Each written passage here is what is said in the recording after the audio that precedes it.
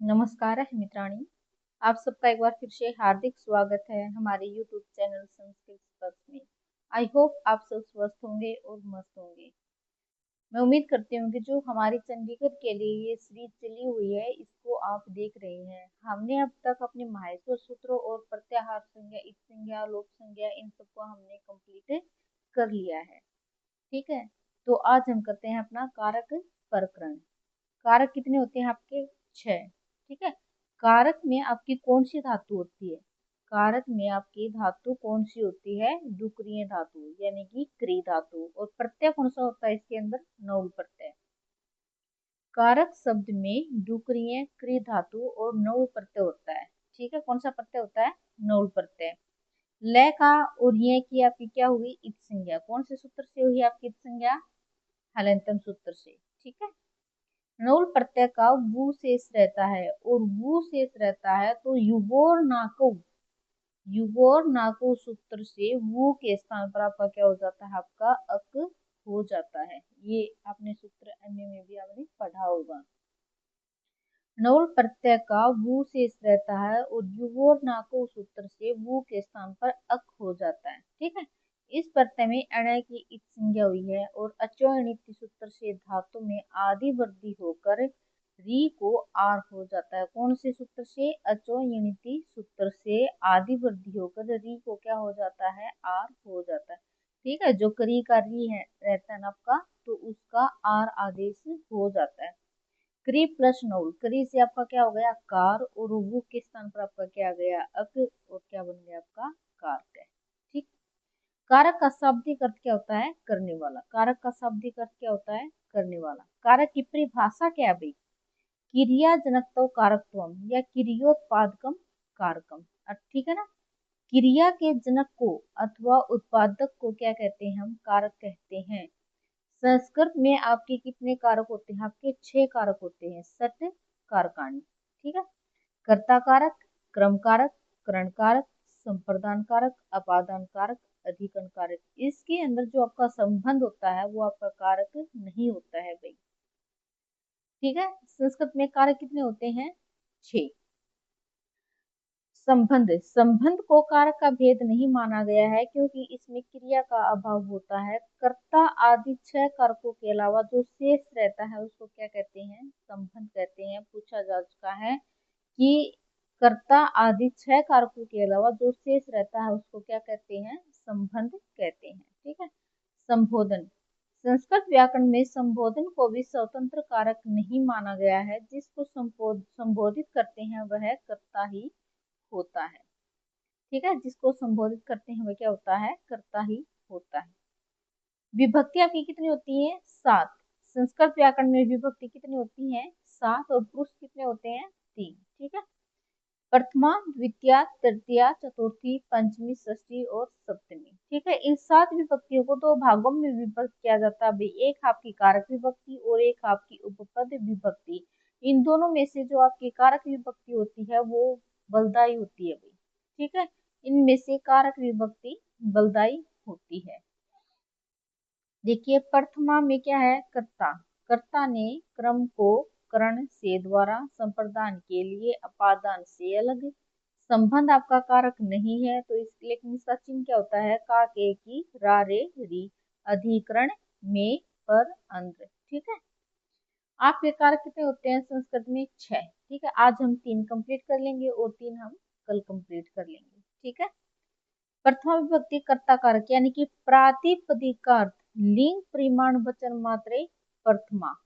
ठीक है, मैं यानी कि प्रातिपदिकार्थ यानी कि अर्थ, लिंग और परिमाण वचन मात्र में क्या होती है? आपकी प्रथमा विभक्ति होती है। इदम द्विपदम सूत्रम, ये आपका 2 पद का आपका ये सूत्र है। ठीक है, प्रातिपदिकार्थ के अंदर आपका क्या क्या आता है? श्री, लक्ष्मी, उच्चई। ठीक है, श्री, लक्ष्मी, उच्चई ये आपके क्या होते हैं? प्रातिपदिकार्थ। देखिए भाई, ये जो एक एक शब्द है ये बहुत बहुत ज्यादा इंपॉर्टेंट है। एग्जाम में पूछे जा चुके हैं। दे देगा कि लक्ष्मी है, इनमें से कौन सी किसके कारण प्रथम विभक्ति हुई है? प्रातिपदिकार्थ के कारण हुई है, लिंग मात्र के कारण हुई है, परिमाण मात्र के कारण हुई है, फिर वचन मात्र के कारण हुई है। ठीक है, प्रातिपदिकार्थ के कारण क्या है भाई? प्रथमा विभक्ति श्री, लक्ष्मी, ऊंचाई। लिंग मात्रे में क्या है, तट है, तटी, तटम। परिमाण मात्रे में क्या है, द्रोणों, व्रीहि। ठीक है। वचन मात्रे में क्या है, एक है, दवु, बहव। ठीक है। नियतोपस्थिति का है प्रातिपदिकम, यानी कि प्रातिपदिकम में प्रथम विभक्ति होती है।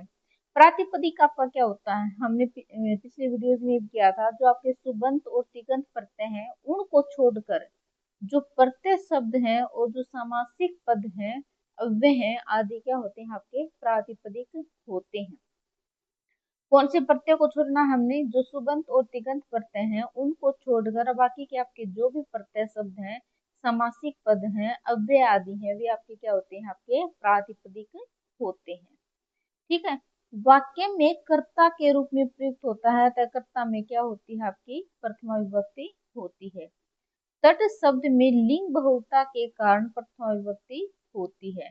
तोली हुई वस्तु में भी प्रथमा विभक्ति होती है। यदि शब्द या पदार्थ की संख्या वचन में बहुलता का बोध हो तो भी आपकी क्या होती है, आपकी प्रथमा विभक्ति होती है। ठीक है। ये जो पीछे सूत्र दिया गया है ना, प्रातिपदिक अर्थ लिंग वचन मात्रे प्रथमा, इसको खोल के दे दिया हमें इसमें। ठीक है।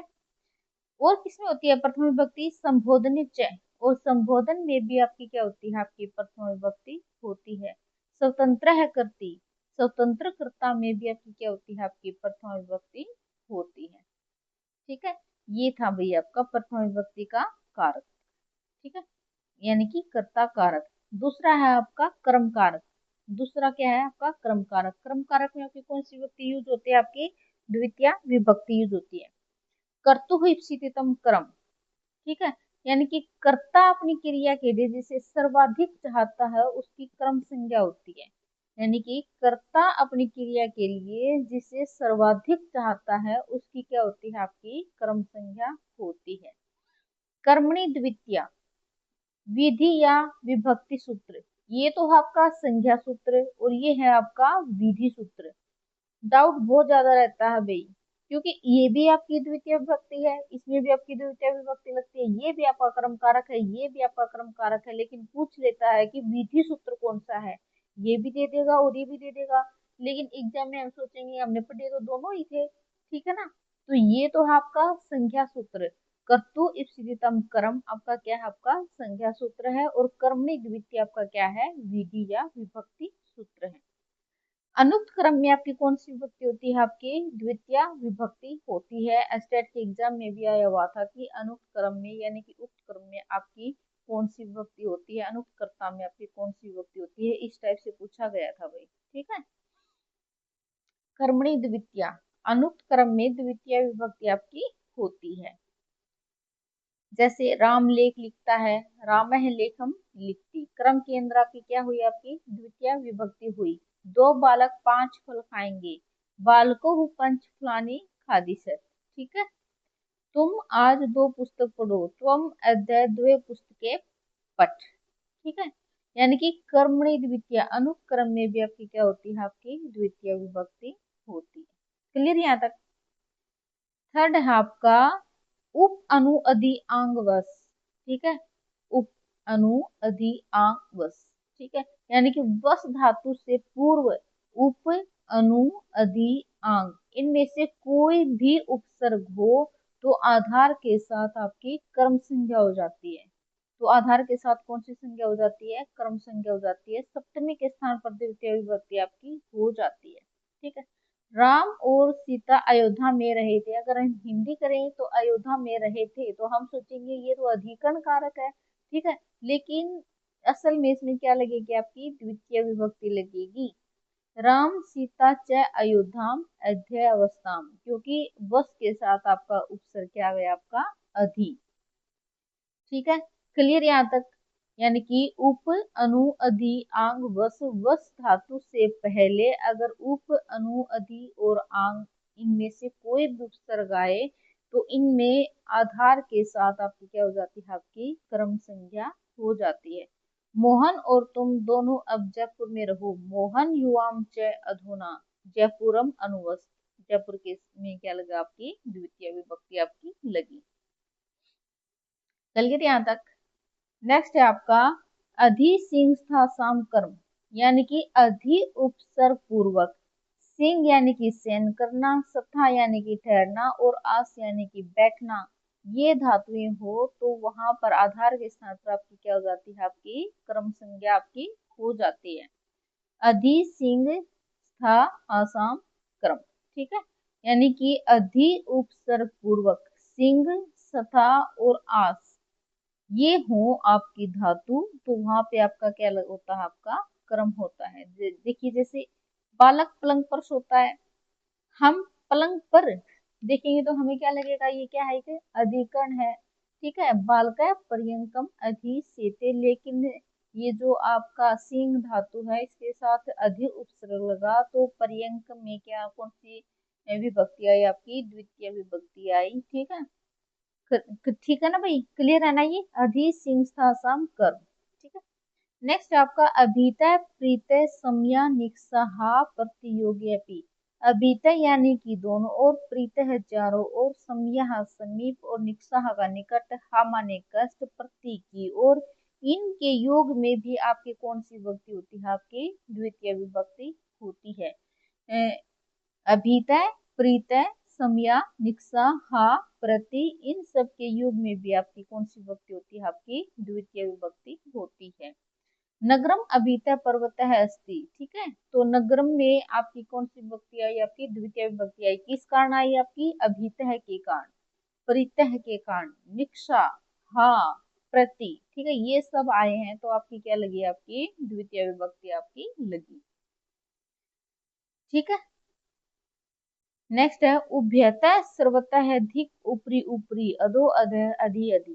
ठीक है, उभयतः यानी कि दोनों ओर, सर्वतः है सब और, धिक धिक्कार, ऊपरी ऊपरी यानी कि ऊपर ऊपर, अधो अधः यानी कि नीचे नीचे, और अधि अधि यानी कि अंदर अंदर, इन सब अवयव के योग में भी आपकी कौन सी विभक्ति लगेगी, आपकी द्वितीय विभक्ति लगेगी। ठीक है, पूछा जा चुका है भाई कि अंदर के योग में कौन सी विभक्ति लगती है, कौन सी विभक्ति लगती है अंदर के योग में, आपकी अंदर के योग में लगती है आपकी द्वितीय विभक्ति। ठीक है, जयपुर के दोनों ओर जलाशय है, जयपुरम उभयतः जलाशय सतह। ठीक है, घर के सभी और पशु हैं, गृहम सर्वतः है पशु है संति। ठीक है, क्लियर भाई यहाँ तक। देखिए अभितः प्रीतः समया निक्सा हा प्रति, उभयतः सर्वतः धिक, ऊपरी ऊपरी, अध अध और अधि अधि, इन सब के योग में आपकी क्या लगती है, आपकी द्वितीय विभक्ति आपकी लगती है।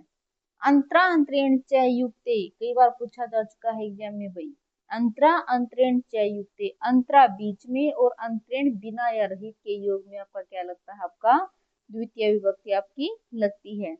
जयपुर उदयपुर के बीच में क्या है, पर्वत है। ठीक है, पर्वत है, जयपुरम उदयपुरम अंतरा पर्वतः संति, यानी कि जयपुर और उदयपुर के बीच में क्या है, पर्वत है, तो अंतरा के कारण इसके इनके अंदर क्या लगी, आपकी द्वितीय विभक्ति आपकी लगी। जल के बिना जीवन नहीं है, जलम अंतरेण जीवनम नास्ति। ठीक है, जलम अंतरेण जीवनम नास्ति, अंतरेण के कारण इस जल में क्या लगी है, आपकी द्वितीय विभक्ति आपकी लगी है। ठीक है, काल अधवनो अत्यंत संयोगी, यानी कि काल समय अत्यंत संयोगी निरंतरता। ठीक है, और अध्वन यानी कि मार्ग और दूरी, इन सब के योग में भी आपकी क्या लगती है, आपकी द्वितीय विभक्ति आपकी लगती है। समय और दूरी वाचक शब्दों में यदि निरंतरता हो तो आपकी क्या लगती है, आपकी द्वितीय विभक्ति आपकी लगती है। पूरा महीना शुभ है, इसमें लगातार है ना भाई, पूरा महीना शुभ है। ठीक है, मासम कल्याणी क्या है, ये कालवाचक है, महीने भर अध्ययन किया यानी कि पूरे महीने अध्ययन किया उसने। मासम अधीते यानी ये क्या है कि कालवाचक है। कोस भर नदी टेढ़ी मेढ़ी है। ठीक है ना, नदी आपकी ये लगातार है और ये टेढ़ी मेढ़ी है। क्रोसम नदी कुटीला, अध्वन वाचक है ये। कोस भर पहाड़ है, क्रोसम गिरिहि अस्ति, ये कौन सा आपका अध्वन है, आपका वाचक है। ठीक है, एकथितम च, इसके योग में भी आपकी क्या लगती है, आपकी द्वितीय विभक्ति लगती है। कई बार पूछा जा चुका है भाई एग्जाम में।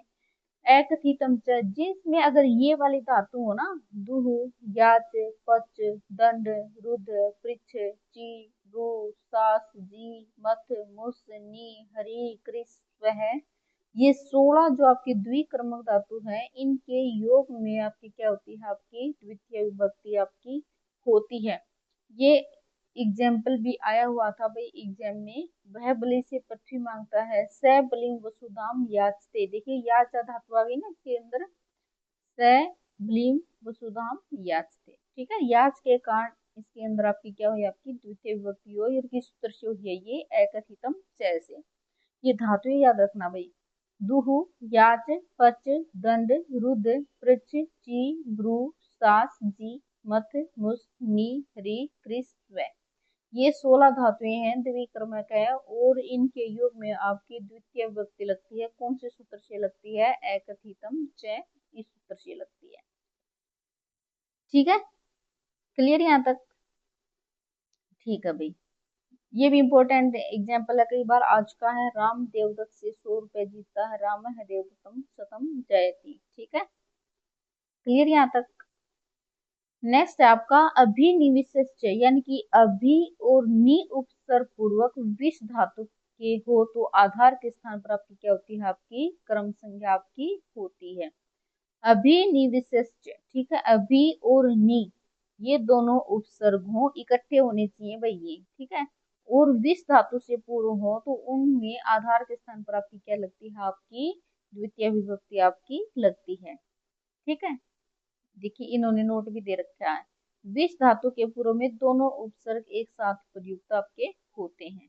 ठीक है, मोहन ग्रामम अभिनिवस्ते। ठीक है, नेक्स्ट आपका तथा युक्तम चानिप्सितम। ठीक है, जो अनिप्सित यानी कि जो नहीं चाहा गया है उसके अंदर में आपकी क्या होती है, आपकी द्वितीय विभक्ति होती है। यानी कि गांव जाते हुए तिनको को स्पर्श करता है, तिनके को स्पर्श करना उसने चाहा नहीं था लेकिन फिर भी वो कर लेता है। ठीक है, उसका चाहत उसकी क्या है, गांव जाना। गांव जाते हुए तिनके को स्पर्श करता है, स ग्रामम गच्छन तृणम स्पृशति। तो तिनके के अंदर आपकी क्या है, आपकी द्वितीय विभक्ति आपकी आई है।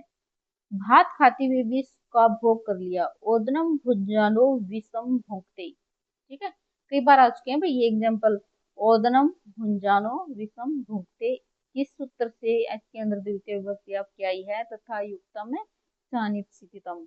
ठीक है, थर्ड है आपका तृतीय, तीसरा कारक आपका करण कारक, यानी कि ये है आपका संख्या सूत्र। संख्या सूत्र कौन सा है आपका, साधक तमम करणम। साधक तमम करणम, यानी कि कर्ता अपनी क्रिया सिद्धि के लिए जिस साधन का प्रयोग करता है उससे क्या होती है, आपकी करण संज्ञा आपकी होती है, साधक तमम करणम। ठीक है, ये आपका संख्या सूत्र।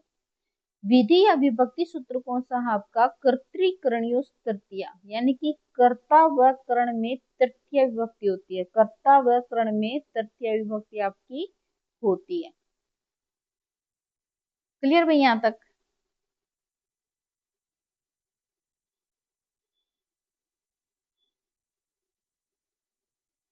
आज हम अपनी वीडियो को यहीं पे समाप्त करते हैं भाई, क्योंकि इम्पोर्टेंट काम आ गया है मुझे। ठीक है, सोच तो रहे थे कि 3 विभक्ति यानी कि 3 कारक आज कर लेंगे और 3 कारक कल कर लेंगे, लेकिन हम इकट्ठे ही कर लेंगे जो बाकी के आपके रहते हैं कल। ठीक है, आई होप आपको मेरी वीडियोज आपको पसंद आ रही हैं। अगर आपको लगता है कि मेरी वीडियोज आपके लिए हेल्पफुल हैं तो प्लीज मेरे चैनल को लाइक शेयर और सब्सक्राइब जरूर कर दीजिए। मिलते हैं फिर कल आपकी जो बाकी के कारक रहते हैं उनके साथ। तब तक के लिए आप सब अपना ध्यान रखना, धन्यवाद।